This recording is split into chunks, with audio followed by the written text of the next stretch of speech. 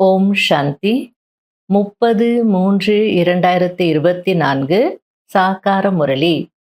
இன்று சிவ பகவான் கூறுகிறார், இனிமையான குழந்தைகளே, உயிர் தானம் கொடுப்பவர் தந்தை. அவர் எப்படிப்பட்ட ஞானத்தை கொடுக்கிறார் என்றால், அதன் மூலம் உயிர் தானம் கிடைத்து விடுகிறது. அப்படிப்பட்ட உயிர் தானம் கொடுக்கக்கூடிய தந்தையை அன்பாக நினைவு செய்யுங்கள். கேள்வி: எந்த ஆதாரத்தில் 21 பிறவிகளுக்கு உங்களுடைய அனைத்து கஜானாக்களும் நிறைந்திருக்கும்? பதில்: சங்கம யுகத்தில் குழந்தைகளாகிய உங்களுக்கு என்ன ஞானம் கிடைக்கிறதோ அதுதான் வருமானத்திற்கு ஆதாரமாக இருக்கிறது. இந்த படிப்பின் ஆதாரத்தில் அனைத்து கஜானாக்களும் நிறைந்து விடுகிறது. இந்த படிப்பின் மூலம் 21 பிறவிகளுக்கு மகிழ்ச்சி கிடைத்து விடுகிறது. எந்த ஒரு பொருளையும் அடைய வேண்டும் என்ற ஆசை இருக்காது. பாபா எப்படி ஞான தானம் கொடுக்கிறார் என்றால், அதன் மூலம் எப்படி இருந்த ஆத்மா எப்படி மாறி விடுகிறது. ஓம் சாந்தி. பகவான் வாக்கு: சாலிகிராமங்கள் சிவபாபா நம்மை படிக்க வைக்க வருகிறார் என்பதை புரிந்து கொண்டிருக்கிறீர்கள். அவர்தான் சிருஷ்டியின் முதலிடை கடையை அறிந்தவர் என்பதை குழந்தைகள் அறிந்திருக்கிறீர்கள்.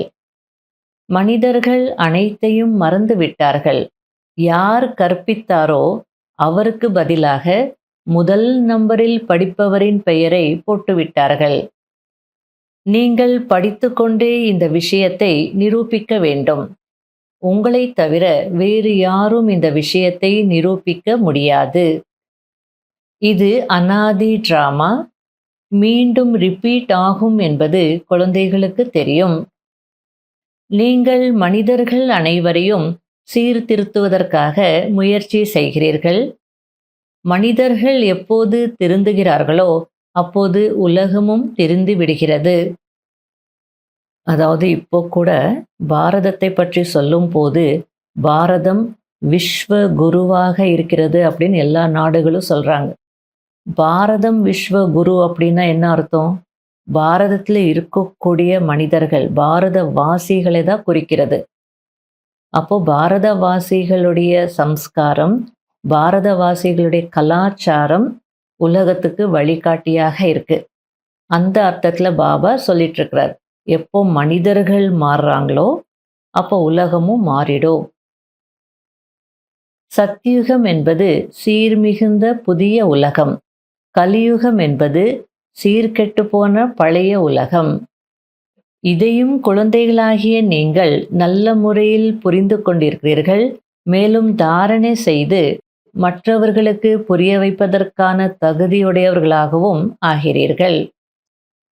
சத்யுகம் சீர்மிகுந்த உலகம் அப்படின்னா, சத்யுகத்தில் இருப்பவர்களுடைய சம்ஸ்காரம், கலாச்சாரம் எல்லாமே நல்லா இருக்கும்.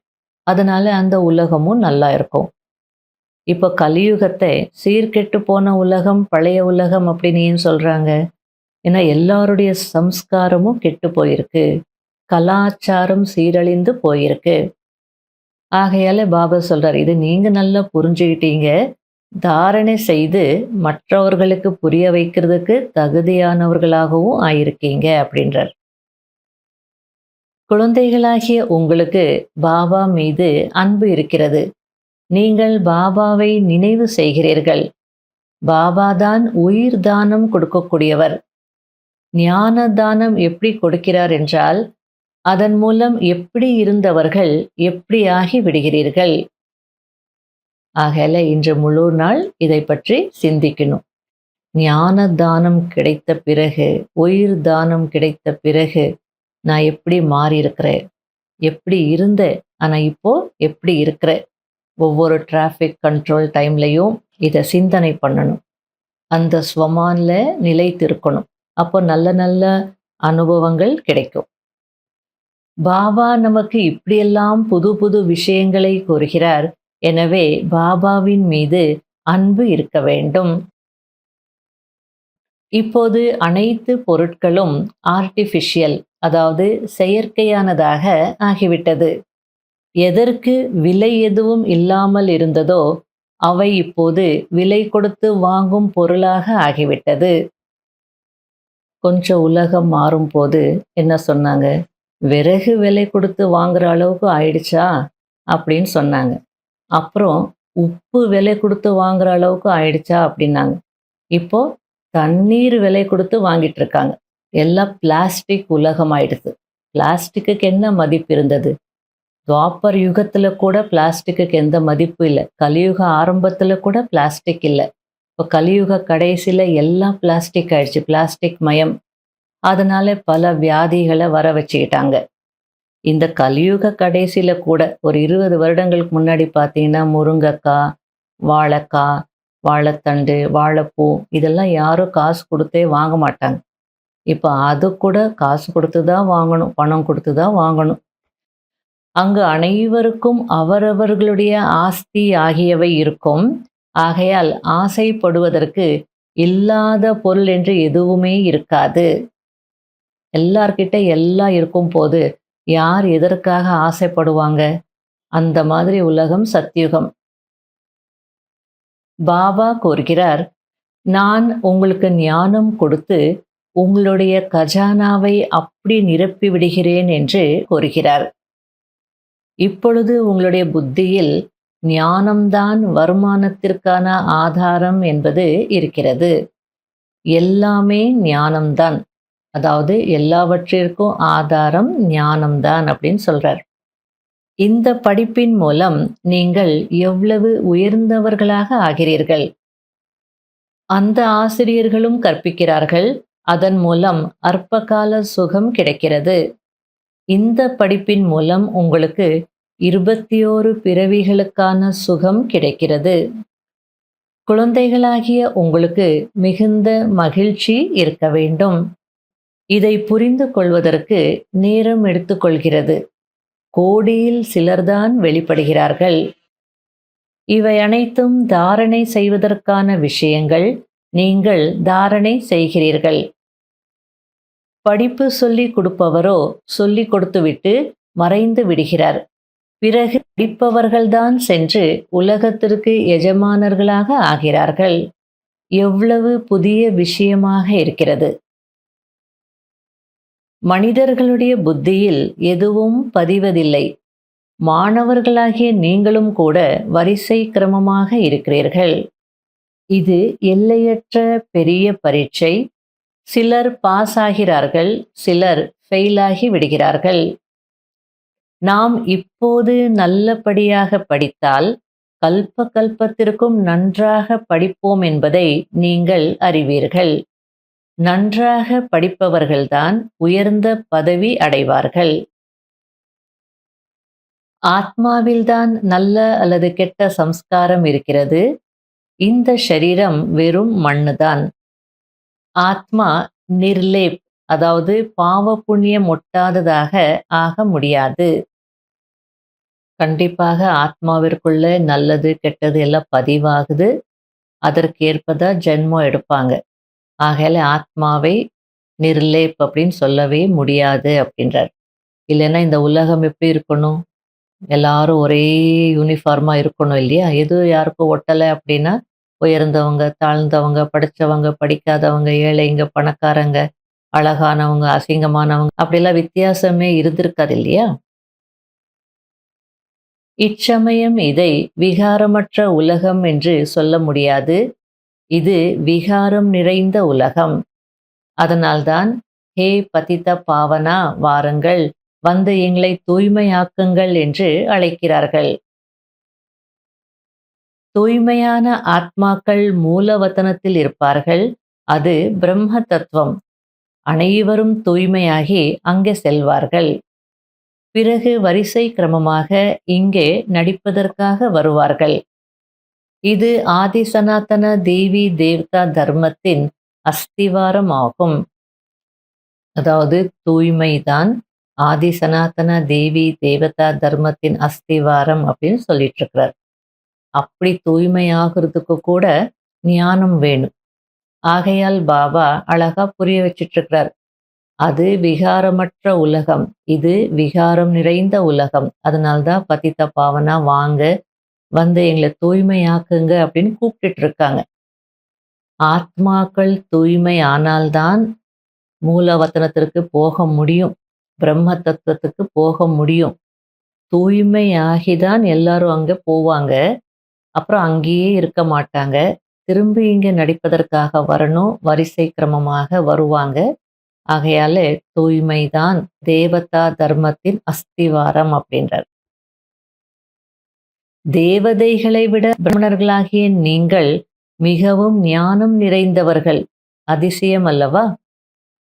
அதனால்தான் ஒரு சில முரளிகள்ல பாபா தேவதைகளுக்கு என்ன டைட்டில் கொடுக்குறார் தெரியுமா? ராயல் புத்து, ராயல் முட்டாள் அப்படின்ற ஒரு டைட்டில் கொடுக்குறார். ஏன்னா அவங்களுக்கு எதுவுமே தெரியாது. 3 கால ஞானம் தெரியாது, பரமாத்மாவை பற்றி தெரியாது, எதுவுமே தெரியாது. அதனால பாபா சொல்றார், அதிசயமாக இருக்கு இல்லையா? நீங்கள் என்ன ஞானம் பெறுகிறீர்களோ அது உங்களுடன் கூடவே வரும். பிறகு அங்கே ஞானத்தையே மறந்து விடுவீர்கள். இதற்கு முன்பு நாம் என்ன படித்துக் கொண்டிருந்தோம், இப்பொழுது என்ன படிக்கிறோம் என்பதை நீங்கள் அறிவீர்கள். தந்தையை நினைவு செய்ய செய்ய ஷரீர உணர்வு நீங்கிவிடுகிறது. சந்நியாசிகளும் இந்த நிலையை பயிற்சி செய்து செய்து ஷரீரத்தை விட்டு விடுகிறார்கள். ஆனால் அவர்களுடைய வழி வேறு. ஆகையால் அவர்கள் பிறவி எடுக்க வேண்டி இருக்கிறது. அவர் பிரம்மத்தில் ஐக்கியமாகிவிட்டார் என்று சீடர்கள் நினைக்கலாம். ஆனால் யாரும் திரும்பி போக முடியாது என்று தந்தை புரிய வைக்கிறார். எப்போது கடைசியில் நடிகர்கள் அனைவரும் மேடைக்கு வருகிறார்களோ அப்போது வீட்டிற்கு திரும்பி செல்வார்கள். அது எல்லைக்குட்பட்ட அழியக்கூடிய நாடகம். இது எல்லையற்ற அழியாத நாடகம் ஆகும். அதாவது எல்லைக்குட்பட்ட நாடகத்துல கூட கடைசியில மங்களம் பாடுறதுக்கு எல்லாரும் மேடைக்கு வருவாங்க அந்த காலத்துல. அது போல பாபா சொல்லிட்டு இருக்கிறார். அதே மாதிரி எல்லையற்ற நாடகத்துல கூட மேலே இருக்கக்கூடிய ஆத்மாக்கள் நடிகர்கள் எல்லாம் கீழே வரணும். கடைசியில எல்லாரும் மேடைக்கு வருவாங்க. அப்பதான் திரும்பி போக முடியும். இது மிகப்பெரிய பரீட்சை. இதில் 8 பேர்தான் பாஸ் வித் ஆனர் ஆகிறார்கள். என்னுடைய ஆத்மா தூய்மையாகி இருக்கிறதா என்று தன்னைத்தான் பார்க்க வேண்டும். எப்போது யோகத்தில் இருப்பீர்களோ அப்போது பேட்டரி நிரம்பும். தந்தையிடம் யோகா சரியாக இருந்தால் சதோ பிரதானம் ஆகுவீர்கள். மற்றபடி தமோ பிரதான ஆத்மா திரும்பி செல்ல முடியாது. இதுவும் நாடகம். அங்கே துக்கம் கொடுக்கக்கூடிய எந்த ஒரு பொருளும் இருக்காது. பசுக்களும் கூட அழகாக இருக்கும். இங்கு கூட பெரிய பெரிய மனிதர்களின் பர்னிச்சரும் அழகாக இருக்கும் அல்லவா? அங்கு பசுக்கள் நன்றாக பால் கொடுக்கும். அதனால்தான் பாலாறு ஓடும் என்று சொல்லப்படுகிறது. அது இப்போது இங்கே இல்லை. பசுக்களுக்கு இங்கே இன்ஜெக்ஷன் போடுறாங்க. அந்த ஆக்சிடோசின் அப்படி இன்ஜெக்ஷன் போடும்போது ஸ்டிமுலேட் ஆகி அதிகமாக பால் கொடுக்குது. அங்கே நேச்சுரலாகவே நல்ல பால் கொடுக்குமா. ஃபாரின்ல பசுக்களுக்கு மாமிசம் கொடுக்குறாங்களா, நல்ல பால் கொடுக்கணும்னு சொல்லிட்டு. எல்லா விஷயங்களையும் பாபா அழகா புரிய வச்சிட்டு இருக்கிறார். அதை கம்பேர் பண்ணும்போது இந்த உலகம் எப்படி இருக்கு, அந்த உலகம் எப்படி இருந்தது அப்படின்னு நமக்கே தோணும். அந்த உலகத்துக்கு போகிறதுக்கு நம்ம இன்னும் எவ்வளோ முயற்சி செய்யணுன்ற ரியலைசேஷன் கிடைக்கும். அதன் பெயர் சொர்க்கம். கேட்கும் போதே குஷி ஏற்படுகிறதல்லவா? நல்லது. இனிமையிலும் இனிமையான காணாமல் போய் கண்டெடுக்கப்பட்ட செல்ல குழந்தைகளுக்கு மாத் பிதா பாப் தாதாவின் அன்பு நினைவுகள் மற்றும் காலை வணக்கம். ஆன்மீக குழந்தைகளுக்கு ஆன்மீக தந்தையின் நமஸ்காரம். கடைபிடிக்க வேண்டிய முக்கியமான சாராம்சம். முதல் பாயிண்ட், இந்த சீர்கெட்ட பழைய உலகத்தை மாற்றுவதற்கு தன்னை மாற்றிக்கொள்ள வேண்டும். தன்னுடைய புத்தியை பாபாவின் நினைவின் மூலம் ரிஃபைன் ஆக்க வேண்டும், அதாவது சுத்தப்படுத்த வேண்டும். 2வது, தங்களுக்குள் ஆன்மீக உரையாடல் செய்ய வேண்டும், வாத விவாதம் அல்ல. ஞானத்தை தானம் செய்து அனைவருடைய கஜானாவையும் நிரப்ப செய்ய வேண்டும். வரதானம்: சுயமரியாதை என்ற சீட்டில் நிலைத்திருந்து சக்திகளை கட்டளைப்படி நடத்தக்கூடிய விஷால புத்தியுடையவர் ஆகுங்கள். தன்னுடைய விஷால புத்தியின் மூலம் அனைத்து சக்திகள் என்ற சேவாதாரிகளை தேவையான நேரத்தில் காரியத்தில் ஈடுபடுத்துங்கள். என்னென்ன டைட்டில்ஸ் பரமாத்மா மூலம் நேரடியாக கிடைத்திருக்கிறதோ அவற்றின் போதையில் இருங்கள். சுயமரியாதை என்ற சீட்டில் செட்டாகி இருந்தீர்கள் என்றால் அனைத்து சக்திகளும் சேவைக்காக சதா ஆஜராகி இருப்பது அனுபவம் ஆகும். உங்களுடைய கட்டளைக்காக காத்து கொண்டிருக்கும். எனவே வரதானம் மற்றும் ஆஸ்தியை காரியத்தில் ஈடுபடுத்துங்கள். எஜமானராகி, யோகயுக்தராகி, யுக்தியுக்தராகி சேவாதாரிகளிடம் சேவை வாங்குங்கள். அப்பொழுது சதா மகிழ்ச்சியாக இருப்பீர்கள். அடிக்கடி விண்ணப்பம் போட மாட்டீர்கள். ஸ்லோகன்: எந்த ஒரு காரியத்தையும் துவங்குவதற்கு முன்பு வெற்றி உயர்ந்த பிராமண ஆத்மாவாகிய என்னுடைய பிறப்புரிமை என்ற நினைவை எமர்ஜ் செய்யுங்கள். இன்றைய அவ்யக்த சமிகை: சேவையில் வெற்றிக்கான சகஜ சாதனம் செய்விப்பவர் செய்வித்துக் கொண்டிருக்கிறார் என்பதுதான். ஒருவேளை நான் செய்து கொண்டிருக்கிறேன் என்று நினைத்தால் ஆத்மாவின் சக்திக்கேற்ப சேவையின் பலன் கிடைக்கிறது. தந்தை செய்வித்துக் கொண்டிருக்கிறார் என்று நினைத்தால் தந்தை சர்வசக்திவானாக இருக்கிறார். எனவே அந்த கர்மத்திற்கான பலனும் உயர்ந்ததாக இருக்கும். ஆகையால் சதா தந்தை மூலமாக கிடைத்த கவலையற்ற சக்கரவர்த்தி அல்லது உள்ளங்கையில் சொர்க்கத்தின் ராஜ்ய பாக்கியத்தின் இறை பரிசை நினைவில் வைத்துக் கொள்ளுங்கள். ஓம் சாந்தி.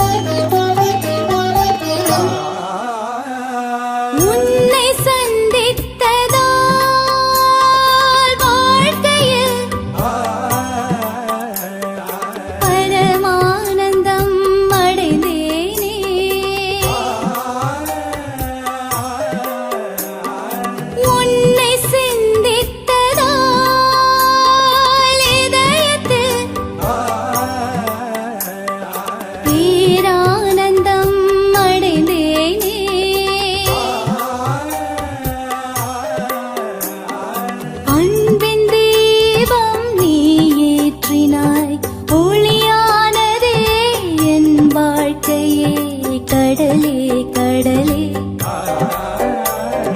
உன்னிடம்